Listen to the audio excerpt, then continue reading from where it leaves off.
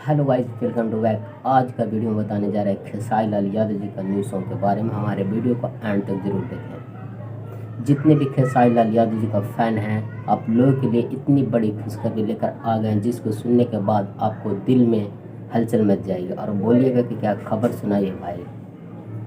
Hit machine Khesari Lal Yadav ji के fan को इंतजार था और बेचैन थे कि अगला गाना कब आ रहा है, किस चैनल से आ रहा है, किसने लिखा है, कितने बजे रिलीज किया जाएगा। आपका भाई आप लोगों के लिए लेकर आ चुके हैं सारा डेटा।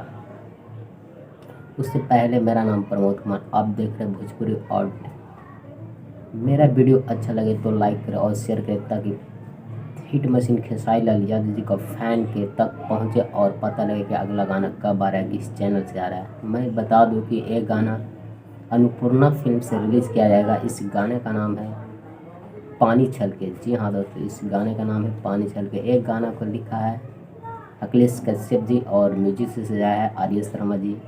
एक गाना अन्नपूर्णा फिल्म से रिलीज़ किया जाएगा। इस गाने में दिखाई देने वाली है सपना चौधरी जी। जी हाँ दोस्तों, इस गाने में दिखाई देने वाली है सपना चौधरी जी।